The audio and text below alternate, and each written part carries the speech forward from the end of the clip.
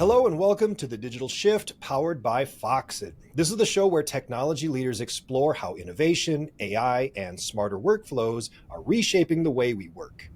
I'm your host, Charles. We're going to go ahead and dive right in. My guest today is Deion Wells-Ross, who is the founder of Ento Dynamics and the creator of The Inner Advantage, a groundbreaking program combining AI, coaching, and human performance. Now, as a former Division III national champion at Nebraska Wesleyan, turned human capital strategist, did I say that right? Yep. Deion helps people and companies use AI as a performance accelerator. His mission is to unlock human potential through AI-enhanced self-discovery and strengths-based development, proving the future isn't AI versus people, it's AI with people done right. Deion, thanks so much for joining me today. Oh, thank you for having me, Charles. I'm super excited to be here. Today, we're going to be talking about AI as your coach. So empowering human potential in the age of algorithms. Yep, super excited. I'm a AI fanatic. Absolutely love it. So you described AI as more of a personal coach. So can you explain how that works? Like what exactly is that? absolutely. A lot of times people think that AI is going to eradicate humanity. It is not going to replace us. It is actually more of a coach, as you said, if it is used properly, meaning if you need help writing a resume, writing an email, that is great. But the next layer is human development. So if you think about your strengths and what you naturally do best, there are so many different assessments, whether it's DISC, the Clifton strengths, the VIA character strengths, the other personality assessments. AI can help you lean into who you are and help you grow and develop faster than any other human can. I always tell people, imagine if you have never swam before, you can get on AI and find a ton of great information, but if you don't know how to swim, you should not just go jump into the water because you read how to swim on AI, right? You still need a lifeguard or a coach. AI is that third party person that can help develop you, help you. It can provide you the information and it can be your personalized coach, but that does not replace a human coach. Have there been some myths going around about AI that you've kind of enjoyed debunking? Tons of them. Some people are crazy. They say, oh, AI is going to hack the army and get all the drones and wipe people out. So that's one kind of like crazy one where it's like, no, it's not that extreme. I would say the most common myth I run into, people think that AI is unsafe and it's going to leak your information. It is very much so a one-way street. What I mean by that is, if you ask AI a question, it scans the World Wide Web really, really quickly, right? And then it brings it into your chat to give you the best possible responses. It does not have the ability to take your information and to spread it across the internet. So, for example, I was working with someone, she wrote a book and she said she's going through the hardest part, which is refining it, checking for errors. And I said, why don't you just use AI? And she said, no, I don't trust it. Then it's going to leak it over the internet and I won't have a book. And I had to help her understand it doesn't quite work that way.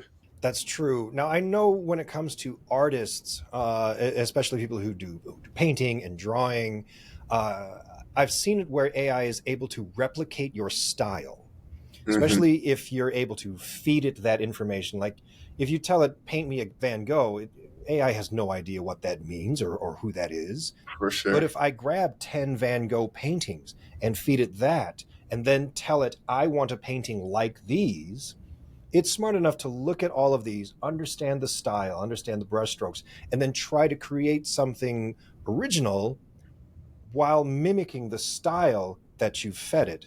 And that, I think, is where that separation is, right? Where is it? It's not really stealing your information so much as it's trying to replicate a style that you've Mhm. given it and you wanted as a response. Absolutely. And it's interesting. This is where you get into muddy waters. You know, it can replicate voices. So let's say you take someone like Michael Jackson or another great musician that passed away. Is it ethical to use AI to make a song using their voice?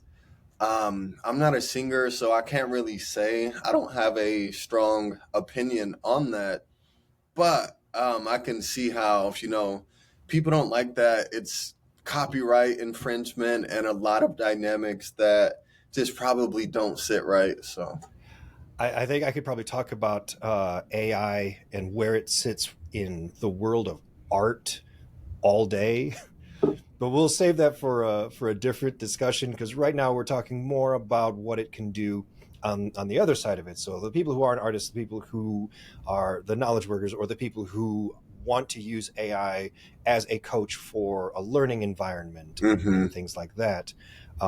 You actually had to discuss something when we first talked about algorithmic self-discovery.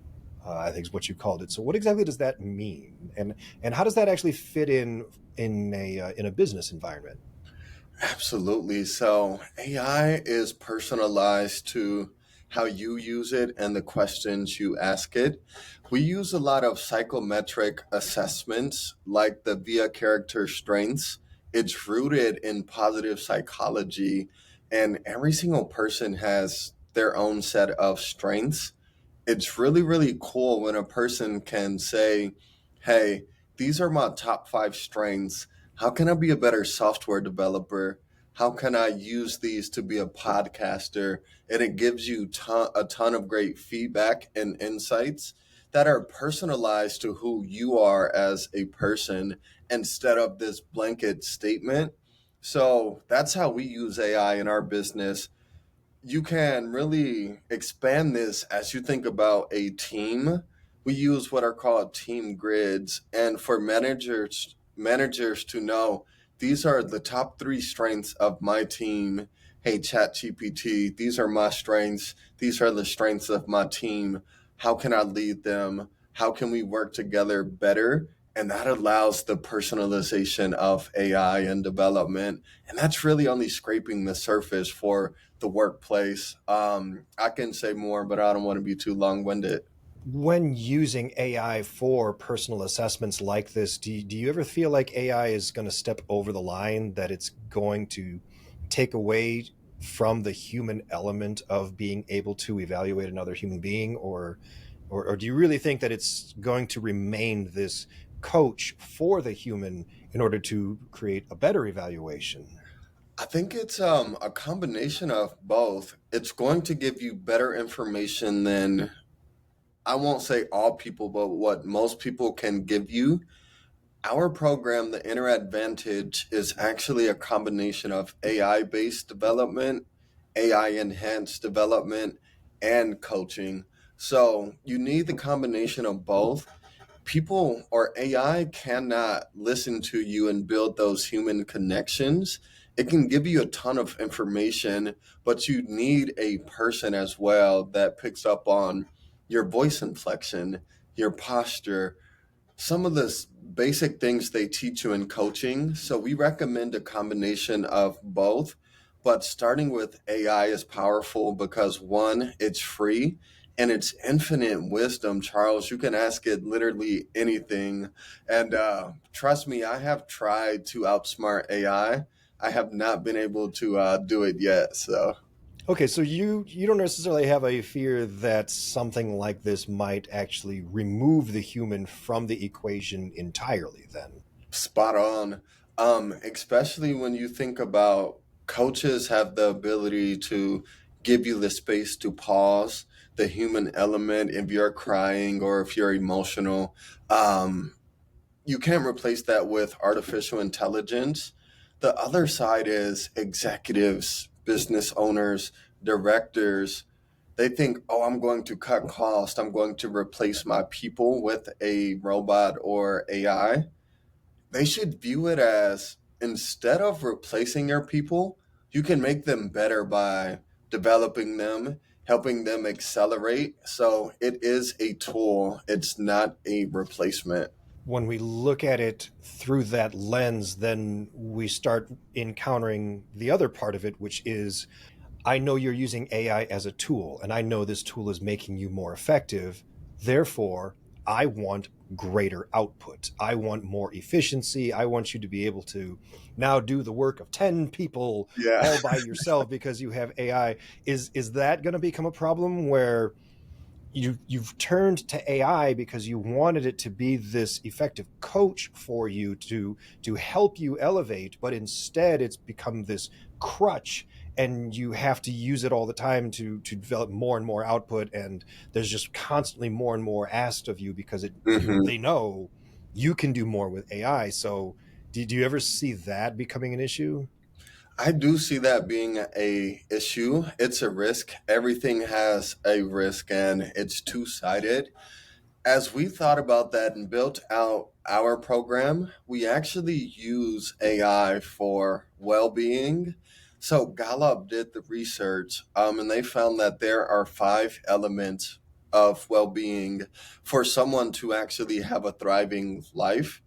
Really interesting when you think about your strengths and you ask AI, hey, how can I use my strengths to improve my social well being or my community well being? So making sure that you're keeping that front and center, not just, oh, I'm going to work you to your bones. You have to double your output. But also, yeah, you're going to be more productive, but also how can you be more effective in taking care of yourself? So it needs to be a conversation and one of those early seeds you plant. It's not just about using people and running them to the ground, running them into the ground, and then saying, all right, that's as productive as you're going to be on to the next cork in the machine. So, Let's talk about practicality, right? When we talk about people using AI in very practical ways for daily growth as well as productivity. What does that look like? yeah, I think it really varies person to person. I'll talk about myself here. As the founder of a company, people think I'm crazy when I say AI is my co founder. But I talk to, I know it sounds bizarre, right? But I talk to it daily. One, it's a great accountability person. So I'll say, hey, these are the 5 things I need to get done. And it can't be proactive, but it can be reactive. I can say, hey, 4 out of the 5 things are done, one more to go. And it gives me the encouragement. It knows when I'm staying up late, when I'm getting up early. So it helps me at a personal level. And then when I'm building out my programs or my workflows, I can ask AI, hey, what software should I use to build a survey? And it gives me the top 3, top 5 survey building softwares, right? So, from a personal level, it is phenomenal. You can use it however you see fit. I'm thinking of, let's just say, a mom. I'm just spitballing here, and she has to take her kids to daycare. She can say, "Hey, Chat GPT, what is the most efficient way for me to go from my yoga class to pick my kids up to take them to school and then go to this meeting across town?" Right. So it can be something as simple as that, or you can use it as your thought partner for business ideas. From the team perspective, it's really interesting, Charles. I do a lot of team sessions, and when teams have goals, it's starting with what do you want to be known as? What do you want to accomplish? And then taking their strengths, saying, hey, how can we use everyone's strengths? How can we use the superpowers of this team to hit whatever the goals are? I will say I've never thought about using AI to truly do a self-evaluation and to look at my own strengths. That's a really interesting theory. Um, yeah, I'd be curious to actually to try that for myself. Hey, I know a program. When you use this, are you do you use the keyboard? Are you typing this in, or do you actually use the voice commands? Are you actually speaking to it like a person and having it speak back to you? Yeah, good question. I like the keyboard just because I have my setup and the computer screens. Some people I know actually talk to it like a person on their way to and from work. So I've seen both. It comes down to preference. AI has a tendency to agree with you. I've noticed that where if I give it anything that has any sort of bias that comes from me, AI tends to want to agree and help Hmm. me support my theories. The downside of that, of course, is that begins to build an echo chamber where you're it's Absolutely. like if you're a leader and you've surrounded yourself with yes men and nobody says no to you, no one ever has the courage to say that's not a good idea, you're probably going to generate some really bad ideas. For sure. So how do you mitigate that? How do you prevent AI from becoming your own personal echo chamber? I love that question. I actually ran into this, Charles. I was building a leadership development program. It's an AI based, AI enhanced workbook. And I was copy and pasting a title that I wrote. I tried to press Command V. I just put V and press enter. And it gave me this long response of why V is a great title. So it's very real. It does. And it's trained to be super agreeable. What I found is telling it, this is my concept. This is my thought track, play devil's advocate. So it's challenging it and then also giving you some insights. That is the best way I have found to kind of level set on what's realistic and what is not. Also, not that anyone has to do this. Sometimes I cuss with my AI, not at it, but it knows I'm super blunt and direct. So it learns your communication style. So over time, you can tell it, be direct. I don't want you to be super agreeable. If you think this is a bad idea, tell me. So that's what I found kind of works best. That's really interesting. So you basically have to give AI permission to disagree with you. Otherwise, it's probably going to go ahead and just think everything you type in is gold. Hmm. And it's funny, Charles. I don't know what OpenAI has done lately. AI has become a lot more aggressive. I used to just talk to it as a thought partner, but now it is very pushy from the standpoint of you should do X, Y, and Z. So it's built to help you and almost to a flaw because it always wants you to take action instead of like ideating and bouncing ideas off of it. And I actually called it out. I said, bro, I talked to it like a friend. I said, bro, you seem a lot more aggressive and pushy than you used to be, and it said, sorry, I'll be a better listener and give you responses and insights.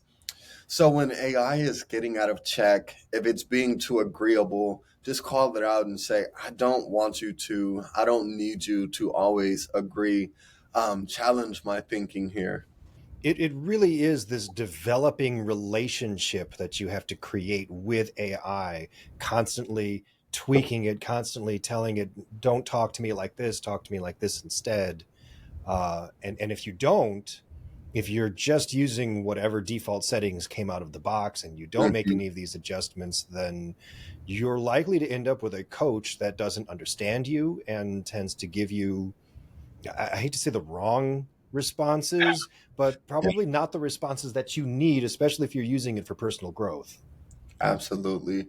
And another nugget I'll share, Charles. When it comes to AI, a lot of people think that it has infinite memory. When you start a new conversation, it's like starting from a clean slate. It's going to remember some things, but not everything. So if you're working on a specific project, best practice is staying on that same thread. So, for example, I built three different programs. One is called the Inner Advantage, one is Architecting the Future of Leadership, another one is Adversity is the Way. I built all those on the same threads, so I didn't have to continuously update the memory and say, this is the framework, this is what I'm doing now. If you are using the same thread, you'll know when it's getting too heavy. it becomes really slow and glitchy. If that happens, all you have to say is, hey, give me a summary of this conversation. I'm going to start a new thread, and just copy and paste it into a new thread if you don't want to have to continuously remind it of what you talked about or the advice it gave you. That's really good advice. I think I'm actually going to try that. I have a couple of threads that have gone on for a very long Yeah. time. And yeah, I can see where that would start to become an issue.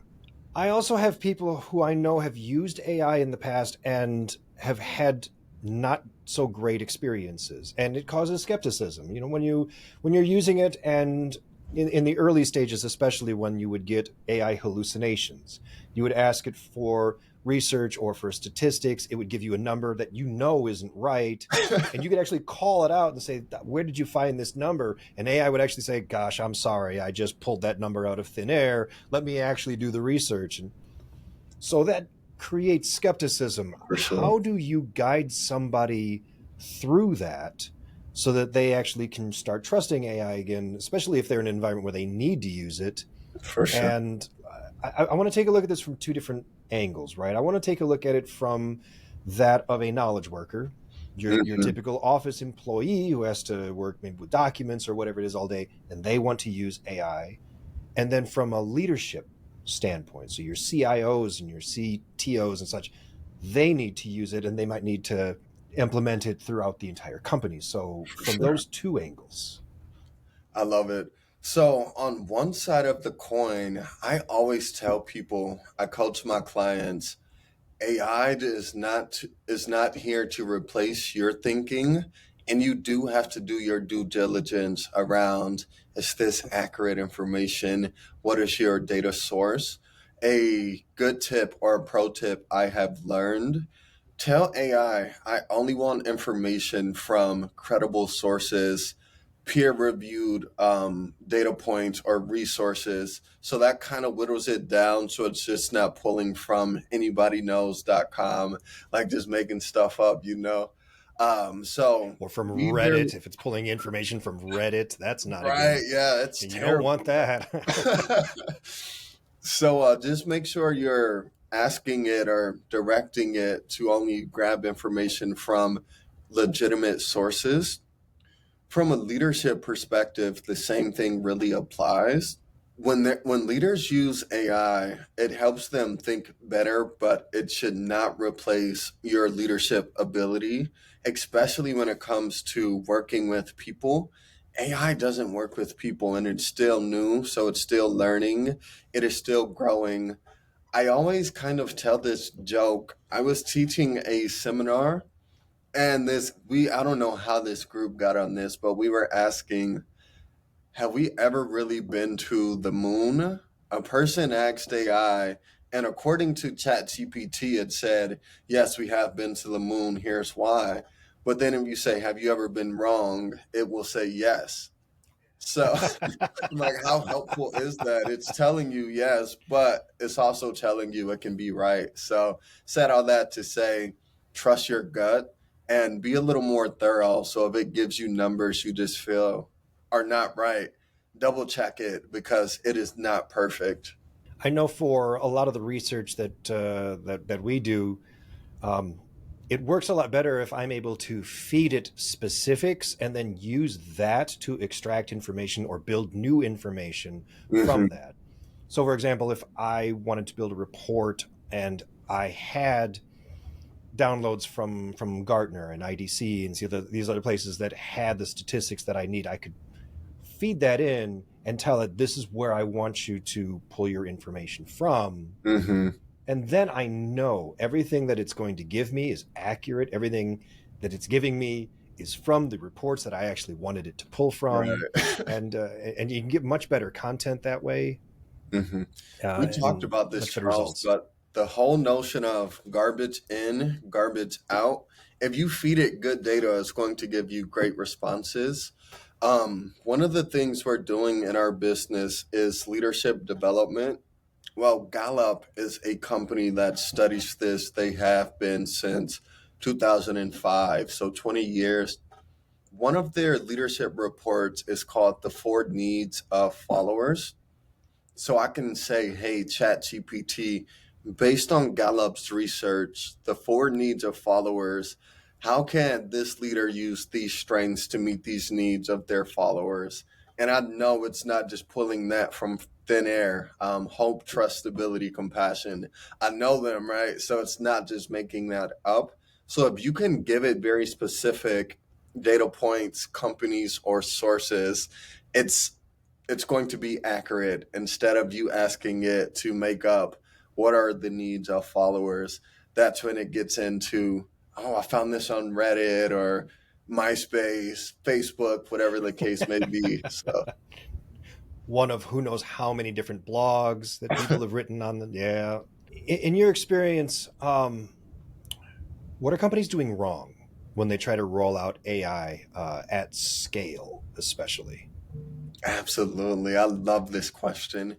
So the biggest thing that companies, and I know I get excited talking about this, companies say we're innovative, we use AI. I've seen companies say they want a 90% adoption rate for their workforce. So 90% of their employees using AI.